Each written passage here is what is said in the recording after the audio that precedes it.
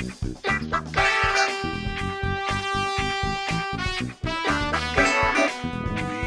are back! And can y'all even believe the words coming out of my mouth? Hashtag booked is here! Oh my god. Oh my god. Oh my god.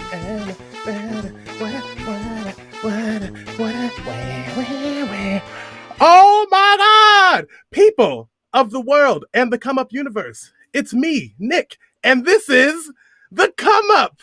Have y'all missed me? I've missed y'all. This is so exciting. I'm so excited to be back for all the reasons. Just like the fall is great. I need this joy in my life. I didn't realize how excited this made me until I woke up this morning and I was like, ooh, I got a show tonight. And I had that little like butterfly feeling. But I was also like super excited. And also like famous people are here. And so like, y'all better be on your best behavior. Okay. We have like important people in the house today. Okay. So before I jump in, I'm not going to say housekeeping items because I really hate when people say that. But a few things. First and foremost, I would like to give a little shout out to the STARS program at DePaul University. DePaul has a program where they send kids to their showcase, but that's not happening this year for obvious reasons. But they're still doing the STARS program. STARS stands for Support Tomorrow's Rising Stars. It's a collective of graduating students from the Department of Theater School at DePaul. And this year, these funds are going to be going directly into their very uncertain pockets. I say uncertain because who knows what's happening in the industry, and they're going to need some change to make it through. So I'm going to post the link to that and tell you where you can donate. But just want to give them a little shout out right here at the top of the show. Okay, y'all, I am not going to make y'all wait any longer because I don't want to wait any longer. Hashtag booked is here. I don't know if you know who hashtag booked is, but if you don't, you're incorrect and you should go figure it out right now. They're a hilarious comedy duo. Instagram, they post very funny videos. They just started making new content again this week. Like I said, I want y'all on your best behavior. We have famous people in the house and I need you to just be excited because here they come. Hashtag booked. Wow. Oh my God. It's Danielle Pinnock and Lanisa Frederick. Lanisa is eating are those lime Tostitos? Lime Tostito. Lime. She's a brand ambassador. That's the Hello. Hello. This is my breakfast and lunch right now because I have not gotten a chance to breathe. So it's been a long day for me too. Like meeting after meeting after meeting and just like crazy. Crazy. That's amazing though. It is exciting. I think right now, like as we're trying to figure out like what our world looks like and as we're like kind of doubting a lot of things, but also feeling oddly optimistic, it's good to have a lot of meetings. So it's because you're in conversations, about absolutely. the future. Absolutely. Okay, so I just want you all to know, I think you know this, people say it all the time, but I like genuinely mean it, that like the joy that you bring to people with your content is so necessary and so important, especially right now. And so where did this idea come from? When were you like, we need to do this thing and we need to do it now? And yes, that's the first question. Well, first of all, hi. Hi! Of we course. Love you. Actually, okay. Before we jump into that question, can I tell you like how? So I met Danielle first, and it was on Instagram Live because I do this thing now where I'm always on Instagram Live. Never was I on Instagram Live before the pandemic. It didn't happen, but it was literally 3 a.m. and Danielle was making jerk chicken, and so she's talking about this jerk recipe, and I'm on the live, and she's like, "Who wants to come in?" And I was like, "Me," and so I tapped in, and we talked for a little bit. And she was like, "You're from Omaha, Nebraska?" And I was like, "I know." Wow. That's new. I love it. So that was fun. And that's the thing about when you're from the East Coast, you forget that there are other states. That's the issue with being from the East Coast. You're like, wow. When I came to the Midwest, I was like, Ohio. She does that to me all the time. Because I'm from Ohio. And she's like, Ohio? Well, sometimes people think I'm from Ohio because I say Omaha. They're like, "You're from Ohio, right?" And I'm like, "That's not the same place. I just Nebraska." Want you to know. We met very different. I met in 2018. well, we first met in 2011, but for real met in 2013 at the Goodman Theater in the Midwest in Chicago. We were both understudies in By the Way, Meet Vera Stark by the amazing Lynn Nottage. And we were in a basement because that's what happens to understudies sometimes. Yes, and you're there for every show. I started my Chicago life as the casting apprentice at the Goodman. Yes! And so I know that that's a cute contract, but you got to sit there the whole time. You do. And that's something I didn't even know that you were a casting apprentice. I worked in casting at the Goodman. Oh, really? In 2011. I had no idea. Yeah, 2011, yep. Wow. Adam, and at the time it was Logan Vaughn who was there, but then I know Erica switched in. I love that. It was awesome. It was a really good experience. Lanisa, you were frozen for like 2 seconds, but we got you now, girl. You back. Okay, we're here. I just didn't want you to think without it here. This is versus Teddy Riley and Babyface right here. So. Okay, speaking of verses, I know that you both watched the national holiday on Monday. Sure I think that it was I think it was very important to see two Black women supporting each other and singing their tracks and like just like being there and like uplifting each other, and we needed that moment as a people. But who do you think won, and why do you think it was Brandy? I love that. First of all, I would say for me personally, yeah, Brandy had way more bangers. Like she came in, killed it.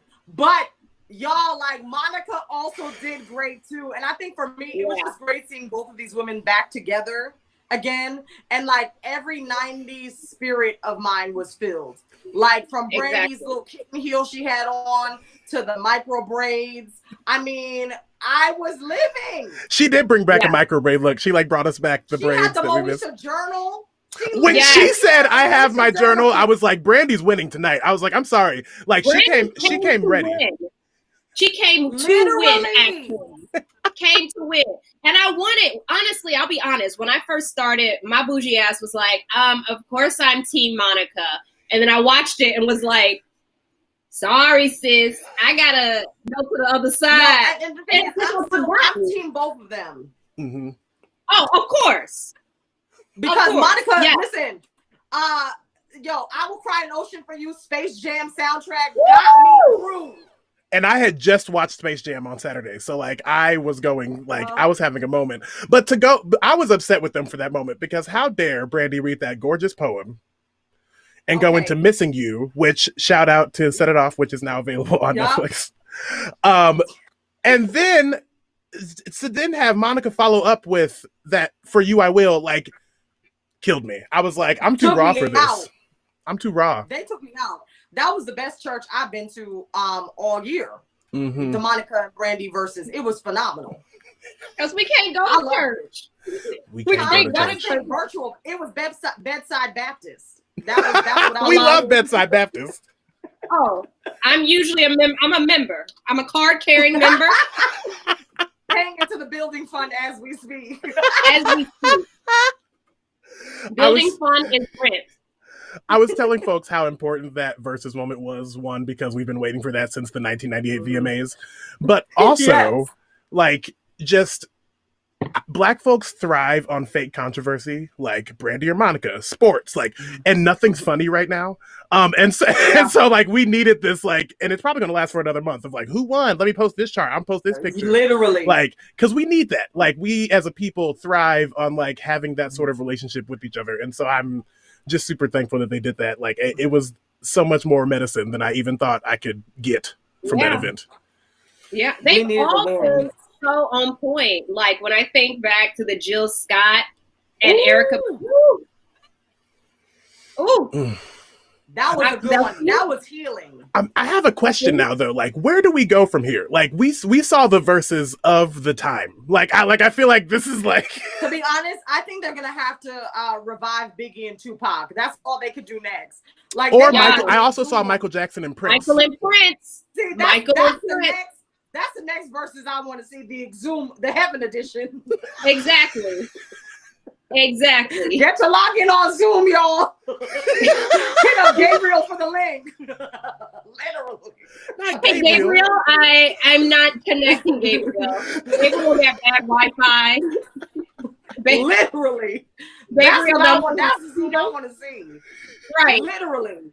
Peter at the gate, like, but what's your passcode? Are you on the list? Are you on the I'm gonna have to stick you in the waiting room real quick. I'm so sorry. Literally, that's the verse. Because I'm like, I don't even know what other verses. Well, right. People were saying Little Kim and Foxy Brown, and that would be a huge one for East Coast. My God, I would. I mean, I would love that. I would also love to see Missy Elliott in something. Yes, Missy. Somebody had mentioned Missy too. The Missy one would be phenomenal. Yeah. Well, and I think that might be the next step is producers, right? Like Missy and Timbaland, right? Like it's like that's a versus that I'm with. Right. Yeah. I also would say Missy and Kirk Franklin. Oh, why? Because Kirk got beats too. I know he already did his. He already did one. Okay, straight up, I don't know if I have the energy for a Missy and Kirk Franklin versus. Yo, I would be dead sleep. I'd be so dancing. I would be in my house. Stop. Yo, Kirk Franklin is still my running music. Anytime I go running, I put on my Kirk, my old school Kirk, and I just start. I can't stop. Like, all right. Silver and gold, honey. Kirk got the hit. Come on. Oh, yes. You know what gets me every single time? And I think it's probably because when I was growing up in church, every dance troupe did a dance to this. Imagine Me. When Imagine Me comes on, I trust in you totally. Hey. We all. Why did we all go to choreography? That's the move. I can. So one of my good friends had her that song play at her father's funeral, and what was so hard was for all of us to not do the choreography during the funeral. We were like, "Why would you play this? We all know it. This ain't right." Because that's the jam. I think my greatest dream was to add praise dancer to my special skills on my resume because they never let me be the chance at church. They were like, "Oh, acting ministry," and I'm like, "Praise dancer. Why are y'all not seeing that this is the ministry?" Yeah, I was forced to dance. They made me dance. I had no option. I mean, I enjoyed it. I was getting it. It's all wrong here. Y'all know that Donnie McClurkin song? I'm okay with the thought. Yep. That's I was listening to Donnie McClurkin the other day and I was like, wow, I didn't realize how influenced I was by you because you sing, you're so dramatic and my vocal style is also heavily dramatic. And I was like, that's what it is. That Live in London album is like a Black child's treasure chest. Yeah. Literally from that British lady in the top, he could have chosen anywhere in the world. He chose London. I can't. Yo, no, yes. Donnie McClurkin. Lord, you promised. Hey, okay, listen. Don't y'all get me going. You feel the energy. My favorite one from that is that lady. Was it in the Greatest Your Mercy trilogy that they did because that is a Marvel trilogy in itself. Yeah. All those singers. Yo, that lady, she's like, "You're loving God, it's loving God." That moment was my childhood on repeat. Danielle, you got to no, like I feel that here because that album like just reminds me of being in the car because that's what played. Yeah. Growing up, I listened to Whitney Houston and gospel. Those were the two things. That's it. See, I had to sneak and listen because I grew up in a cult. So I was out there like, who sneak? I'm gonna sneak and do drugs. Previously seen on Dawson's Creek. I grew up on the cult. I'm up here. I'm sneaking gospel music because I was like, Donnie, Shirley, Kirk, who's this? Because I didn't know that life. I didn't know that life.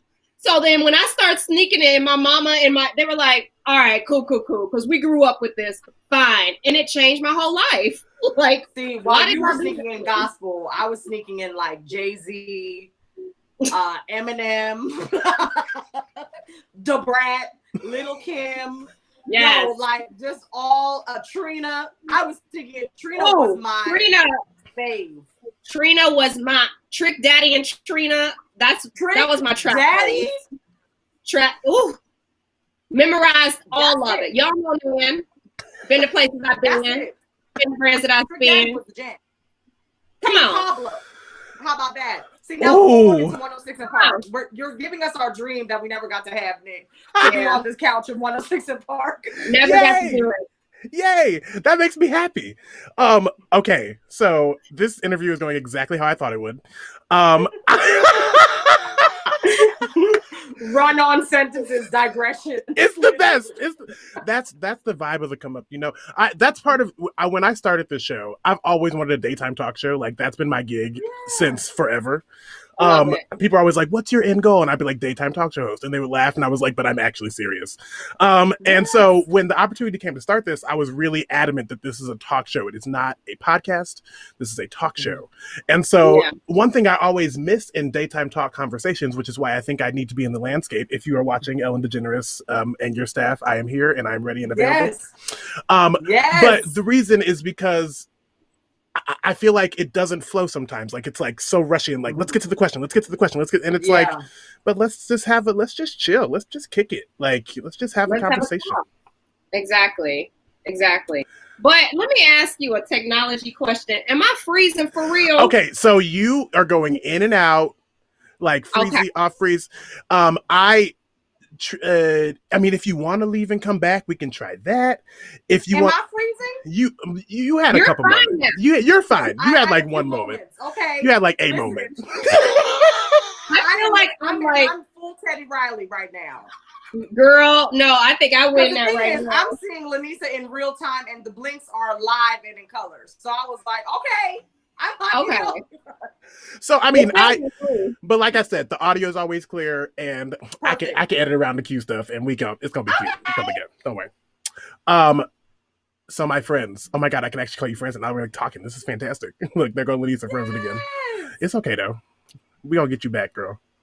Okay, I love it. She's back. Anyway, so you both met in Chicago. How did you end up in Chicago? Okay. Well, no one knows. My story is probably faster. Okay. Because she is Chicago. That's what I always tell her. She is Chicago theater. She's legendary. I'm not as legendary as Lanisa. So I had just graduated from grad school overseas in the UK. And I was teaching at Temple University after graduation, like BA students that want to go to do their MFA programs and how to audition and, you know, the business of acting, which I still teach today. So if y'all want a session, hire a girl, hire me. But I remember just really wanting to be in a show because, you know, when you're in an intensive and whether it's a acting class or graduate school or undergrad, I just missed the theater. So, I mean, and I wouldn't suggest anybody doing this. I called Adam Belcourt. Adam Belcourt, worked with two Adams, directly and was like, hey, y'all casting any shows that I could be in? Mm-hmm. And he was like, yes, actually, we're doing Vera Stark. You want to fly up tomorrow? The auditions are tomorrow. And I was like, I'm going to see you tomorrow. And I flew that night. Wow. And I just showed up to the theater and I was like, where are the sides? And he was like, Danielle, are you serious? I can't believe you're here because I hadn't seen him in like 2 years. So they gave me the sides. It was a cold read in front of Chuck. And that's Chuck Smith. For those that don't know, Google him. And they were like, well, the part that we would have you in for, Tehran is actually already casting it, but do you want to understudy? I said, absolutely. And that's what brought me to Chicago.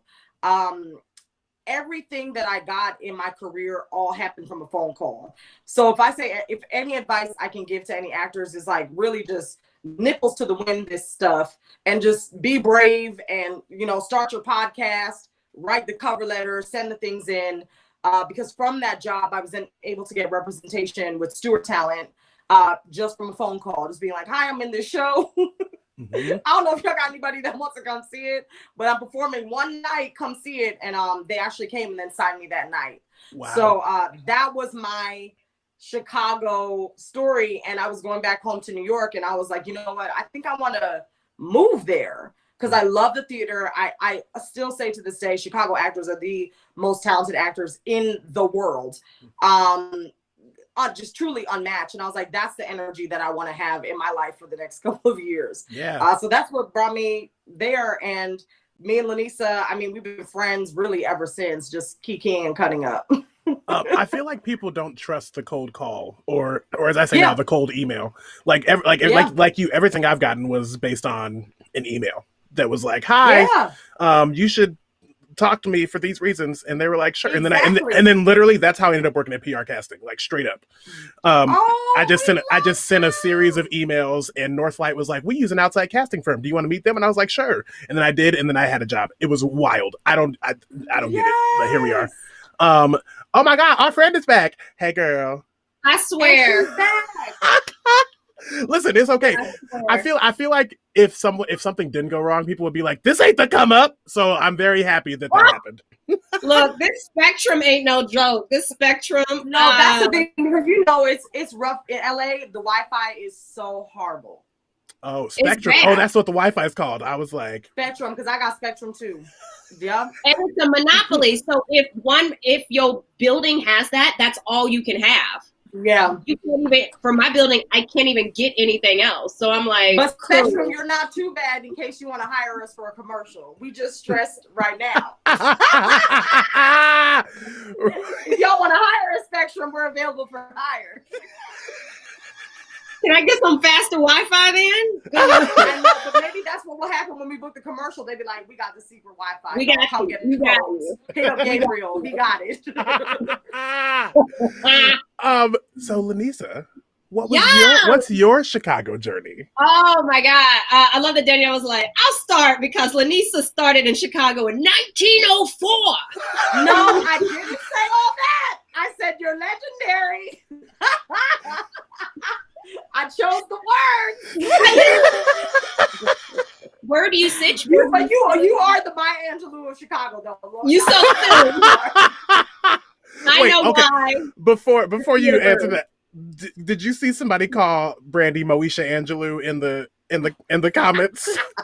I was dying. They were like, Moesha Angelou with these poems. I was like, listen, every time she put in a poem, it's gonna slap. So like, y'all better just get ready. Y'all better respect. Cold open music every time she opened it. The do do do do do. Yep. Every time she opened that book, I was like, oh my God. And you better respect. And Monica was like, I should have brought my poems. Right. I think that's what she was mad about. It. She was like, man, I got poems too. Why didn't I bring my poems? Exactly. I'd have been pissed too. She just felt like, I'll show up, do some songs, it'll be good. Mm-hmm. Brandy, she did her moment before. She did her state. And she remixed all the songs. Like she remixed and mastered all the songs. She added in the shout outs from Biggie and Tupac. Like she came in to just be like, yeah. She was prepared. She played objectives. Yes. Tactics. She did. Yeah. I'm not mad at her. Tell them about your Chicago. Because we will go on a whole nother tangent. I know. It's bad.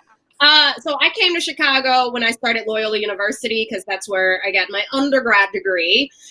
Went to Loyola, stayed around for a couple of years and was like, did a little bit of non-equity theater and was like loving it. Love it. Got paid in pizza and, you know, maybe a cab ride if I was lucky on set. And a blizzard. After a couple years, I was like, Mama needs a break. I wanted to go to grad school to get more training. So I left for England for 2 years, came back to Chicago and kept working. And then I ended up at the School of Steppenwolf because I was really feeling like I was missing something. I was missing something in my artistry and my training. So during this time, I felt like I hadn't hit anything yet. I hadn't gone the way that I wanted to go. I'd done bits and pieces there. School of Steppenwolf, Adam Belcour, once again. Adam is I love that Adam is a chain for all of us. All of us, all three. Yep. A link for all of us. we had a professional casting director session at School of Steppenwolf. Adam came in. We got to ask him questions. And my question to him was, Adam, do you not like me? Because how come I have been in your office 10 times and you will never, ever really bring me in and cast me? Like point blank in front of the entire class. Because that's how y'all do it, y'all. I was done. What? You literally you Nicki Minaj'd him.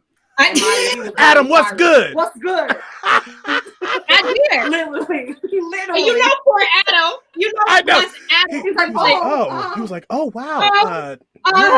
Oh my God, I'm sorry. But from that, while I was still at School of Steppenwolf, I booked Measure for Measure at Goodman, followed by the way, Meet Vera Stark. So I did 2 Goodman shows back to back, which is how I met Danielle. And then start doing other stuff around the theater, around Chicago, Steppenwolf and Looking Glass and Victory Gardens. So yes, my Chicago journey is long because I also worked for 10 plus years within the Chicago public school system. So mama had full-time jobs running around to north, south, west side, going to school, all over, teaching the babies, trying not to kill the babies. Danielle, you remember when I took you to be a guest artist? I remember. I was like, all right. To be a guest artist. I was like, girl, you want to make $50? We about to go be guest artists for this program. To be honest, I don't think I ever got the 50 still to this day. I don't think I ever got that money. And you heard it right here on the come up, folks.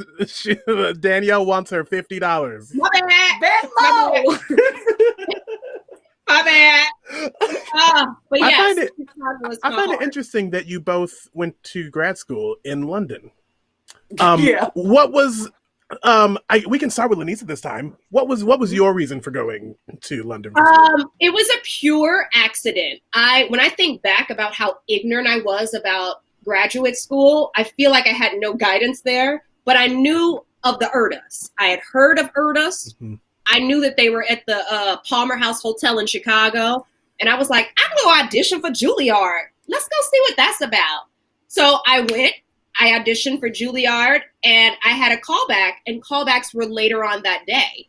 So I had like a 4-hour break. And during that time, I was just walking around talking to the other schools. And this school from England was like, come and listen to our spiel. Hey, you should come over to England. And I literally just was like, okay. I found a ticket real cheap back then, got a flight to England, auditioned, and they were like, cool, you're accepted. And I called home and was like, Mom, I'm moving to England. So it was pure. I don't even know if I knew what the school was about. I didn't ask like their philosophy. I just was like, I want to be out of here. And I haven't been to Europe yet. Traveling is so much a part of my artistry that it was really important for me to do it. Even if the training wasn't good, I knew I was going to be able to travel around the world. So pure accident. I love that. We love an accident, a happy accident, as we say in the rehearsal room. Danielle, how did you end up? What did you just say? Trained. She's trained. Let's be clear. Let's be Degrees. Clear. Degrees. Okay. Degrees. So why did you end up in London? At Temple University, which is where my alma mater was, shout out to the Owls. They had a come on, I love it. I love that. They had a program that was basically an MFA auditioning program, and if you wanted to go get an MFA, you had to take this class, and it was kind of mandatory.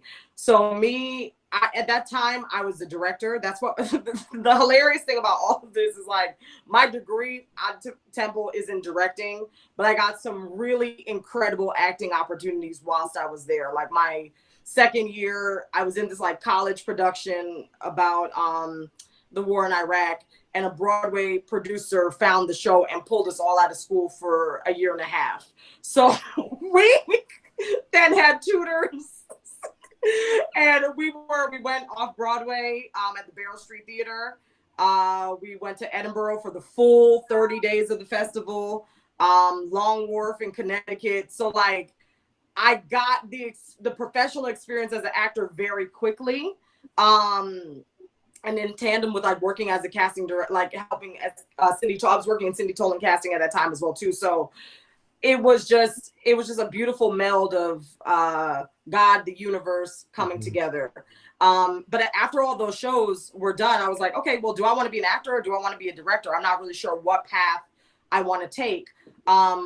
And all the things that I was kind of applying for as a director, they were coming through. But I was like, I think I want to continue acting.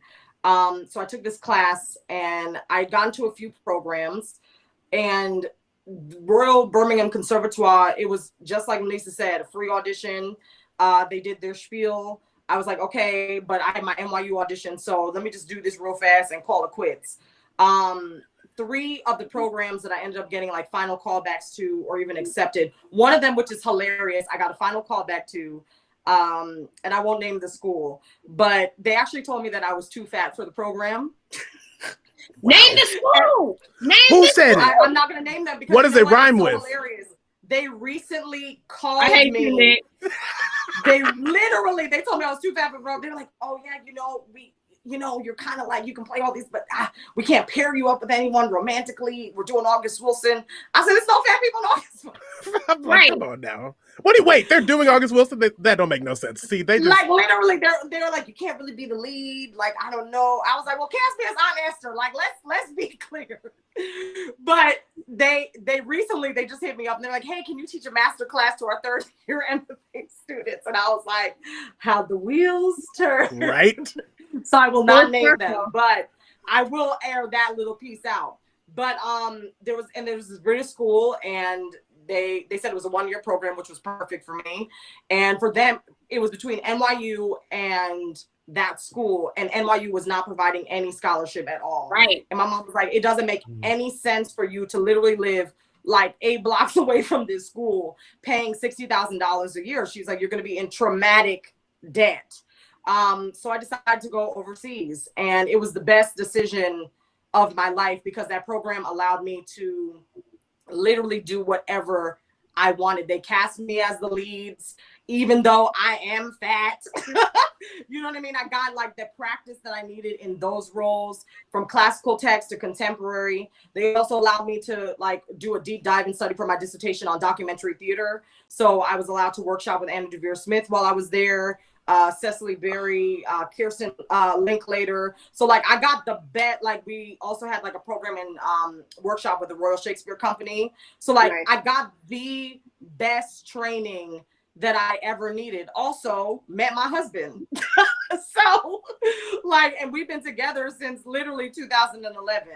And just literally because of that school, which I attribute all of that to, and my one-woman show, Body Courage. So I could not have done that show without that school. That show brought me to Chicago. That show, Lanisa, I mean, that show solidified our friendship. She came to every dingy Chicago basement production to see that show. And she was there all the way to the world premiere at Rivendell Theater Ensemble, which then brought me to LA. You know what I mean? So it's like that school, that it's like the best part of my life, and it really is the reason I'm the artist I am today. Truly. Yeah. Yes. I always encourage people, if they're like, yo, grad school, people always want to hype up a name for a grad school here. And as you heard, we got some of the best training and opportunities. Like, I also got to play with the RSC as well. You don't get that here, and the training's different. I came out the gate equity, British equity, because they trust in the training so much that they're like, great, we trust that you're trained, you could just go do your thing. So it was a very like fulfilling as an artist kind of experience as well, because sometimes you just don't feel as appreciated where you are. For sure. And the thing I'm just going to add something to that, and that's the thing, I do want to say that the programs here in the United States are phenomenal, because there's always that conversation of, are British actors better? Is the training better? And I don't think really there's any better training. I really think it has to deal with the individual artist. You know what I'm saying? Like, if I went to Yale or if I went to NYU, I would still be the same artist. Do you know what I mean? Like, because the thing is, with Lanisa and I, we hustle. And like, there's a lot of people that came out of my program that there's not even acting. Do you know what I mean? And that's the same with these top schools, Juilliard and UCSD, USC. It's like you're the best in the school, and then it's like you have no business sense after. You know what I mean? And that's only for some. So I will say that it really is like an individual artist thing, because the tough thing about going to those schools is that there really is no showcase in America. So like you're going there for the training, you know, and you do have to then figure out your path afterwards, because you're not getting the big CAA, William Morris, Paradigm coming to your showcase, and then you're signed immediately, and then a season regular right after school, or in a movie like Lupita or any of those other, you know, actors. But I do like the trajectory and the journey, because it taught, yes, the training was so phenomenal, like at these other programs, but I think it's just, you know, it is different. It's nice to be overseas for a bit. Yeah, right. For sure. You know what I mean? And see some shows and travel, get out. Travel. I think that was probably the biggest part for me, definitely, because I never want to like have people think that, oh, England is better, because there's always like that big conversation. I always go back to it being just, it's really about the individual artist. Because Lanita, how many people from your school are still like in the craft? Oh, I don't want to call them out. That's the real question. You know what I'm saying? Like, that's the question. Right. And it has to do, like we said, with travel. That was, I feel like every artist needs to do that if they want to really truly be an artist and really feel the world and other cultures. But what we've done here in America is we've heightened this British training as if it is the pinnacle. But even with us, we're like, oh, so if it's because you're British trained, then how come both of us didn't get series regular right away? You know, it has to do with people fetishizing this idea that if one is British, that's exotic, and British trained, oh, they must be better. It's like, we good as hell too. We went there.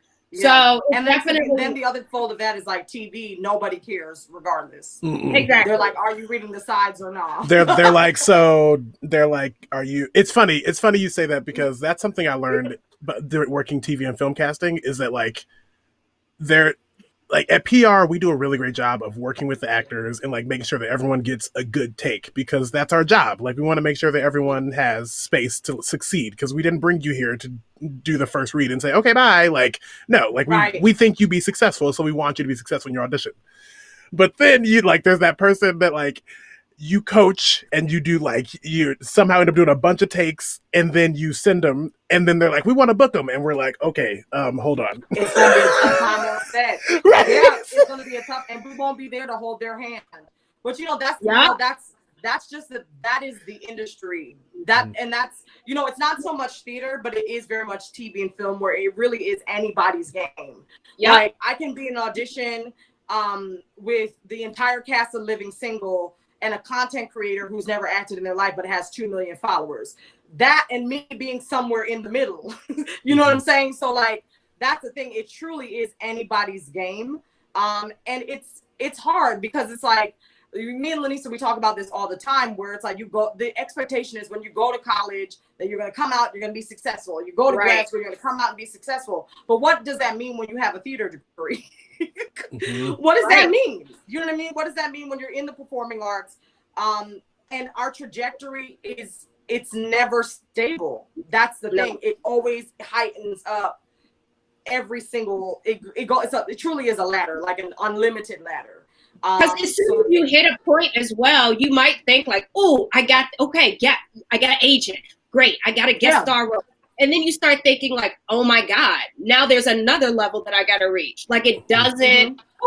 Danielle and I were talking to a very well-known actor, a very famous actor who has done hundreds and hundreds of movies lately. And he straight up said, he's like, blah, blah, blah, when I got my headshots. And we both paused and were like, wait, you still get headshots, but you're famous. He's like, yeah, I still got to get headshots. My look changes. And I'm like, so it's never going to end? Literally. We gonna get the headshots until we like 80. He's still doing self tapes. We were like, for what? Yeah. Like that's people wild. Know your work. He's like, yeah, I still got to turn this self tape in. Well, I remember when I first got to Chicago, I was like scrolling through my Instagram, and Yvette Nicole Brown had posted a photo shoot she had done. and somebody was like, "Why are you taking pictures? Like, you're Yvette Nicole Brown." And she was like, "Yeah, but nah, I'm still out here on the grind." Like she's like, "I'm still trying to audition." Yvette Nicole Brown hustles. She does it all. Everything. The hustle. Writing, directing, everything. I just feel like folks don't understand how heavy the hustle has to be for you to get to any level. And I respect, that's what I respect about y'all so much, is that you're very candid about your hustle. You're very candid about the work it takes.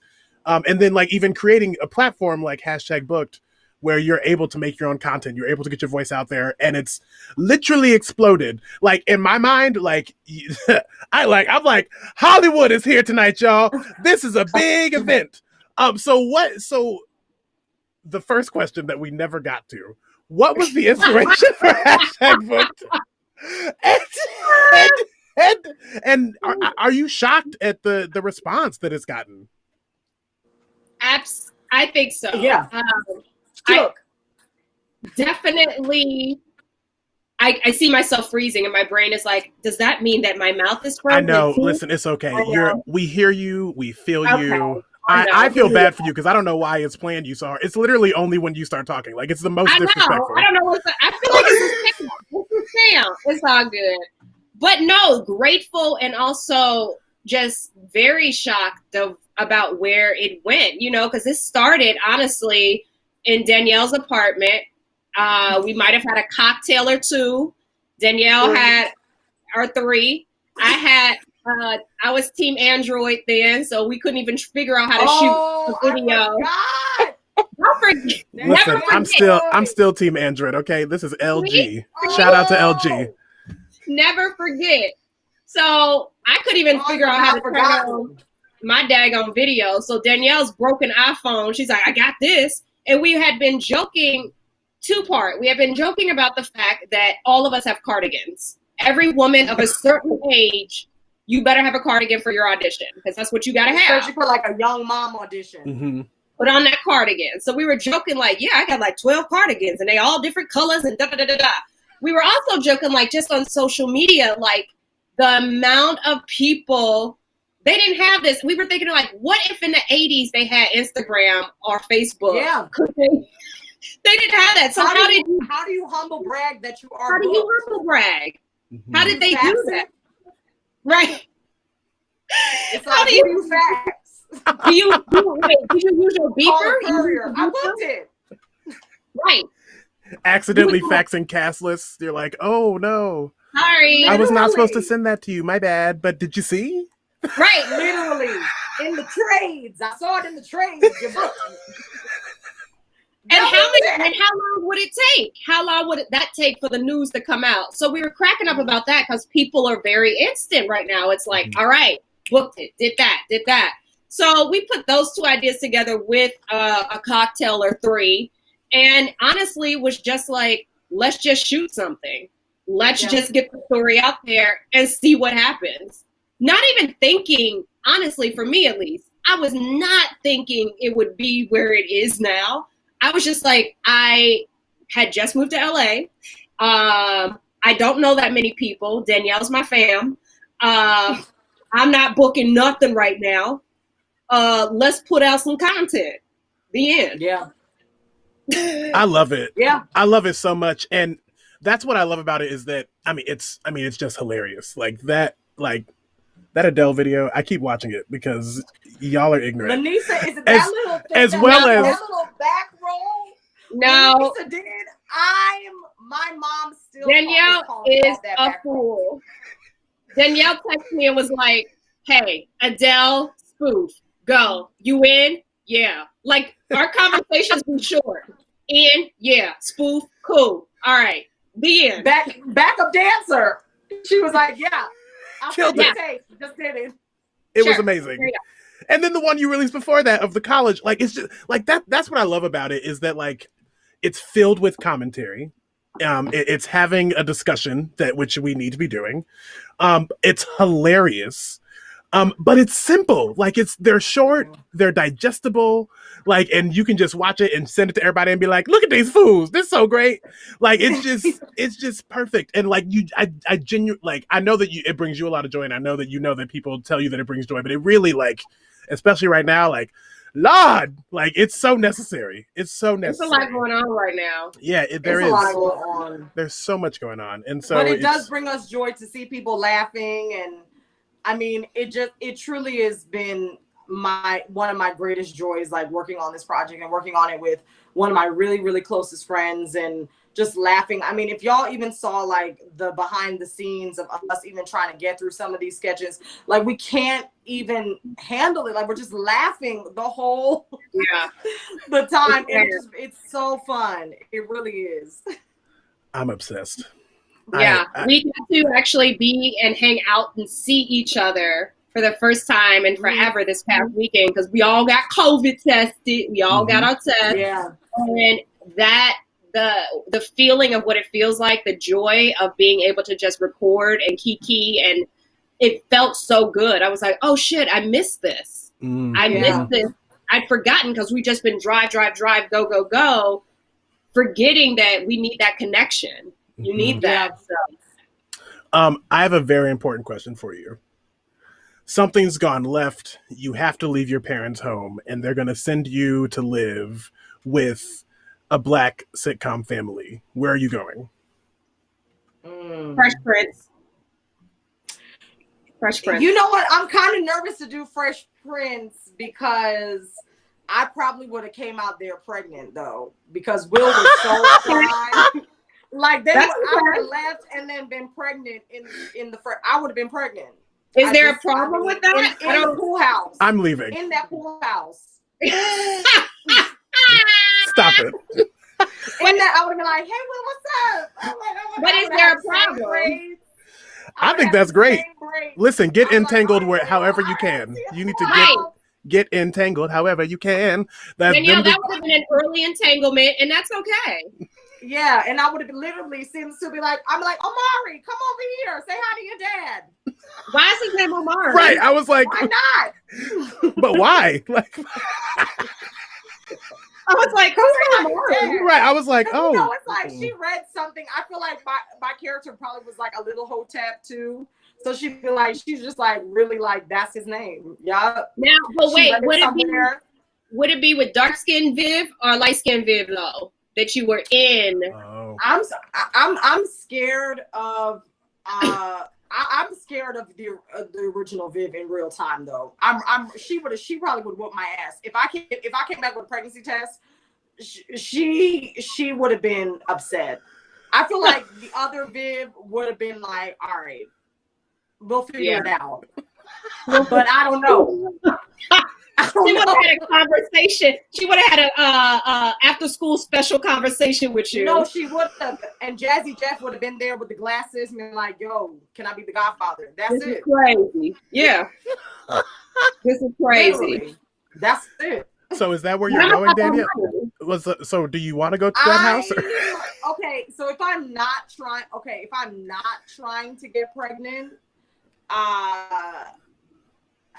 I was gonna say Family Matters, but no. The first thing that came up to was Fresh Prince because that house is so big. Right. But Hillary would have gotten on my nerves. We would have been fighting. I would have been cool with Hillary. You would have been cool with Hillary? No, yeah. There's no way. I feel like you have to give in. Like you have, like I feel like to survive with Hillary, you just have to let her buy you things. No, because Hillary probably would have been using my hair products, and that's where we would have fought. I'm like, this is my Shea Moisture. No, this is not yours. You have money, go buy your own things. Like that's where we would have caught. I think it's funny you said Family Matters because honestly, I'm going with the Winslows. Yeah, I was thinking, but I'm like. Here's my thing. I feel like I might have like Eddie. This didn't really help Eddie much in that one episode where he got pulled over in the white neighborhood. But it might protect me a little bit if I live with the cop. That's real. But just a little bit, son. Just a little bit. Right. That's real. Because he initially won't believe me when I come home, and then he'll go get them together at the coffee shop. Right. That's real.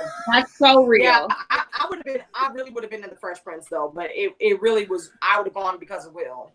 And I wouldn't even have told my mom that Will was there, because if I did, she would have let me go. I planned it out.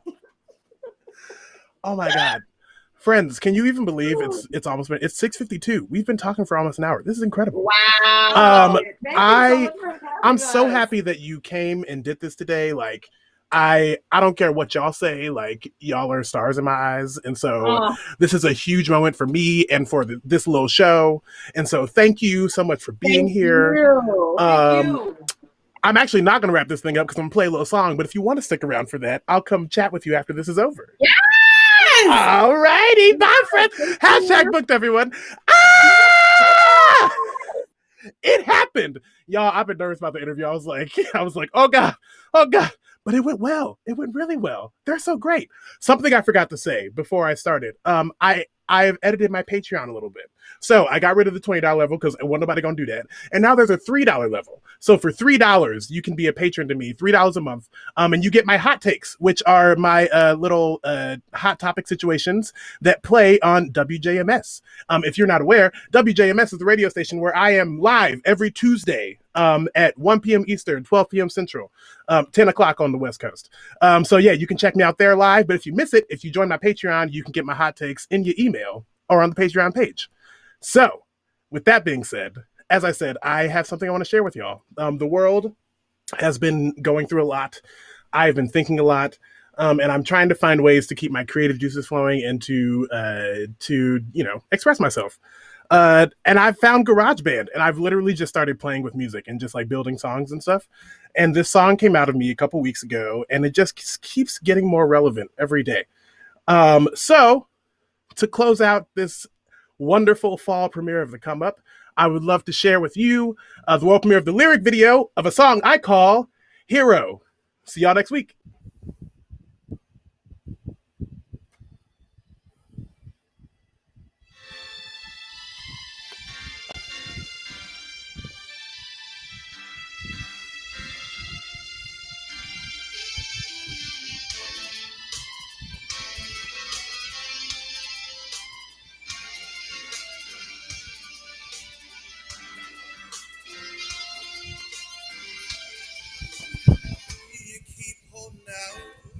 While the world just walks on by, looking in your face, having you make a case, and you still don't know why. Did you ever think that maybe what you gotta do is put that cape on for yourself? Cause you're not ready to change the world if you're not ready to go through hell. Oh no! Just be honest when you say what you're gonna do. It wasn't like your actions at this time you knew. We won't be okay the longer that we stay and play the games that they want us to play. It's time to wake up, be your own heroes. Cause right now we're at zero. And I don't got time if you don't mind. I just wanna get out alive. I gotta be my own hero. Just thought that I would let you know. Myself and I, you wanna ride? Stop hesitating, let's go.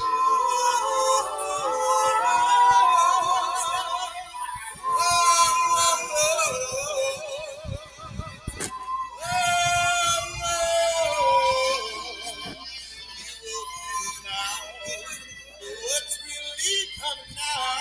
Nothing hold its weight.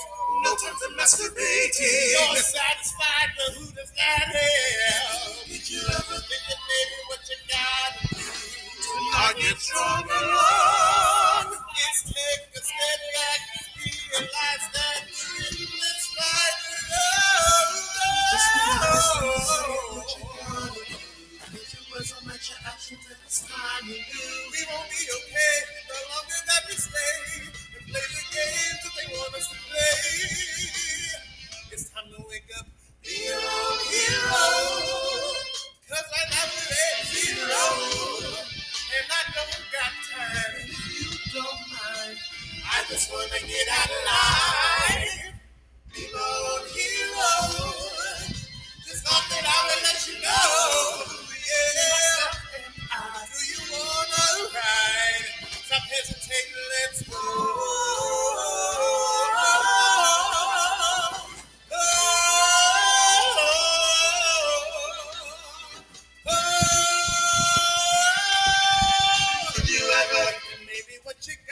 to do is take a step back and focus on you. Did you ever think that it's easier to pretend like the power isn't in you? Did you ever think of all the things you've been through and get mad? You know you're allowed to. Will you ever answer the call, conquer them all, take a leap, don't be afraid of the fire?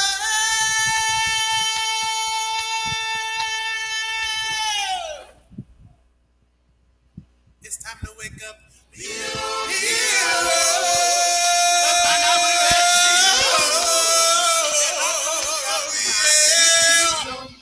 I just want to get high. Yeah, just to stop out and let you know. Me, myself, and I. You wanna ride? Stop hesitating, let's go. Whoa.